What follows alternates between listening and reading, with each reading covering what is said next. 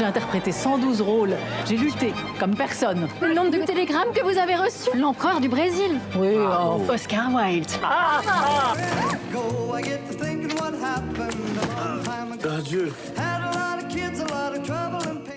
Welcome to Arts24, and thank you for watching. It's time to take a look at all the latest film releases. And for that, I'm joined by Perrine Quenesson. Thank you for joining us. Welcome. Hi, thank you. Let's start now with a very famous aviator, the enigmatic Antoine de Saint Exupéry. He's best known for writing Le Petit Prince, or The Little Prince. He's the focus of Saint X. It's a biopic by Pablo Aguero. Yeah, and you mentioned The Little Prince, and there are like countless adaptations of The Little Prince, and maybe you know that already, but this book is the second most translated book just after the Bible. Oh, wow. Yeah, that's huge. But so it came as a shock, as a surprise to me that there are no adaptation of the life of the author of The Little Prince, Antoine de Saint Exupéry. So this terrible mistake has been put right thanks to the Argentinian director Pablo Aguero and his movie Saint X. So we should take a look to the trailer.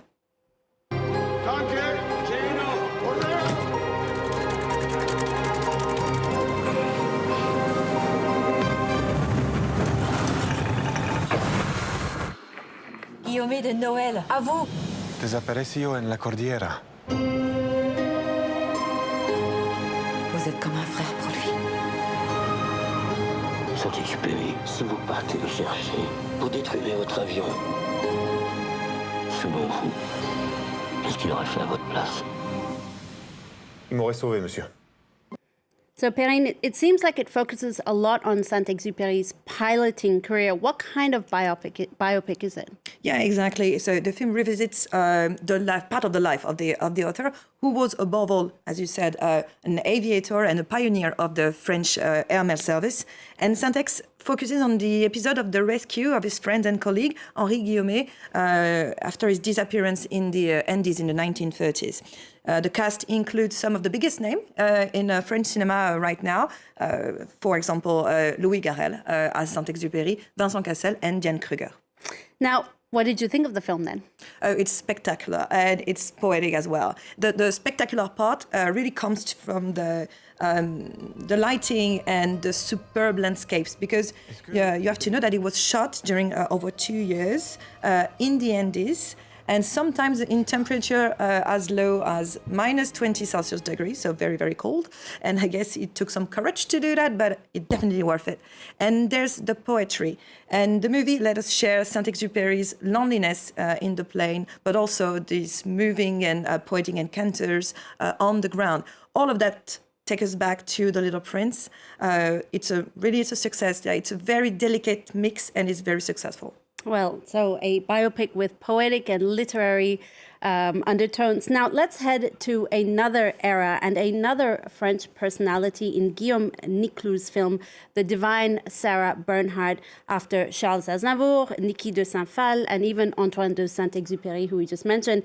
Biopics are decidedly en vogue in French cinema. Yeah, definitely. It seems like there's only that in French cinema, but no. But this time is the turn of the great Sarah Bernhardt. She was a French actress at the end of the 19th century and the beginning of the 20th. And she was, I would say, excessive in everything, but especially in her talent. She was famous for a bombastic way to die on stage. It was like amazing. And so she was really too much. And for her, Jean Cocteau invented the word sacred monster, monstre sacré. That's so we should take a look to Sarah Bernhardt, La Divine. Je n'ai jamais aimé que toi. Et moi, je n'ai jamais cessé de t'aimer. Je veux de la lumière. De la lumière, mon Dieu. Ah, voilà. Ce qu'on vous reproche, c'est d'être une mère sans époux et d'être l'apôtre de l'amour libre. Sans doute. Je devrais te haïr. Attends, Lucie. J'ai été lâche, faible. C'est terminé. T'as pas le droit. Leur mission, c'est d'être mère de famille. Eh bien non, c'est d'abord de vivre libre. Allez, tout le monde à la maison. Mémoire de Sarah Bernhardt, la plus grande star du monde. C'est peut-être un peu prétentieux. So it certainly has a lot of recognizable French faces there. What should we expect from it? So Guillaume Nicloux' film focuses on two little-known events in her life. Her amazing jubilee organized by her friend and family in 1896 and the amputation of a leg in 1915, but also mainly on her unsuccessful love affair, I would say, with a French actor. So in the Divine Sarah Bernhardt, the director focuses above all on the over-the-top personality of the great actress. And even though the brilliant Sandrine Kiberlin that we just saw in the images, she's very accurate in the role and she seems to have a lot of fun doing it, actually.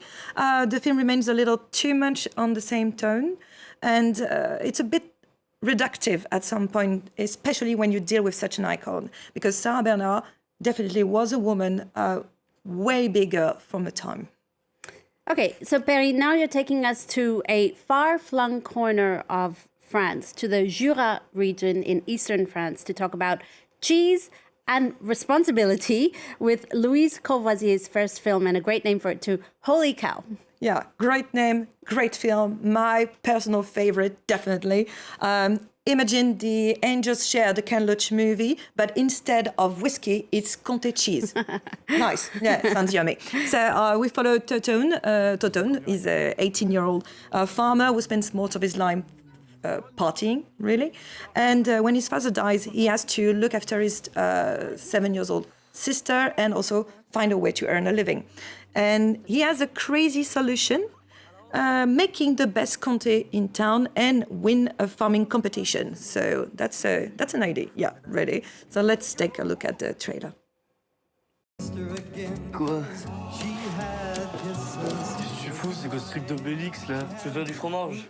Si je me fais le compter d'or, je peux me faire 30 000 balles, mon gars. Tu vas jamais la gagner, la médaille Toton. Pourquoi?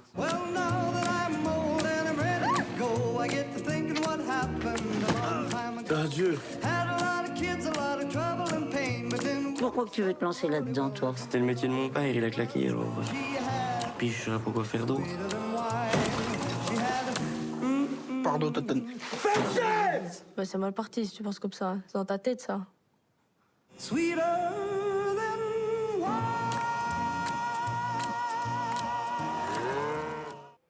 Well, Louise Courvoisier, the director, sought out an entirely non-professional cast, and she tells us about discovering Clément Favot, the young actor who plays her lead character, Toton. She found him on his farm in his native Jura region. Take a look. It was love at first sight. The first time we met, it was at his. We did an audition, and what was funny was that during that audition, he was still looking around at his tractor, at things around him, and was speaking to his dog. He was doing all that at the same time. Oh, yes, I had to. It was such a great opportunity, not something that everyone has a chance to do. I got the opportunity, and I took it. So you just see with those two talking, there is love in this movie, there is heart in this film, which is also the director's first movie. So it's important to notice because she's very talented, we can see. And Holy Cow is funny, it's moving, and above all, it gives us the glimpse of the rural youth that we don't often get to see on the big screen. It's pure success. I don't know what else to say. Just pure success. And as a bonus, you learn how to make Comté cheese the traditional way. So definitely a must-see movie with a good cheese platter. Well, that sounds like the perfect way to watch any movie, Perrine. Finally, from you, a renowned French music composer, Michel Legrand, is the focus of David Hertzog Dessites' documentary Once Upon a Time. Yeah, whether you're aware of it or not, you know songs from Michel Legrand. I'm not going to sing because I'm a terrible singer. I won't sing either. So you'll have to trust me on this. The French composer is famous for his soundtracks for movies like The Young Girls from Rochefort, The Umbrellas of Cherbourg, or Yentl, for example. And he is the subject of this documentary that pays tribute both to the man and his music. Now, the director of the documentary also has a rather unusual story with the Cannes Film Festival, where he presented the film earlier this year. Yeah, indeed, because before becoming a film director, when he was 20 years old, the director was a maintenance man on the steps of the Cannes Film Festival, the very famous steps of the Cannes Film Festival. And last May, during the festival, 30 years later, he climbed those very steps to present his own film. So that's a nice, successful story. And the documentary itself is successful. He followed for this documentary, he followed Michel Legrand during 2 years without knowing that it would be the last 2 years of the composer. And once upon a time, Michel Legrand shows the artist at works. It recalls his career, both French and American, and reveals the, I would say, rather stormy nature of the composer. All in all, the film is a great discovery for those who don't know this genius of music, and a way to learn more about him if you are already a fan. Well, hopefully it will. This documentary will introduce Michel Legrand to a new generation of future fans. Now, let's leave you with a glimpse of Once Upon a Time. Do check in with us next week for more movie news here on Arts 24. In the meantime, stay with us. More news coming up on France 24. Michel n'avait pas peur de la mort, il avait peur de perdre le goût de la vie. C'était difficile, je pleurais beaucoup. Qu'un regret. Émotion. Émotion égale Michel.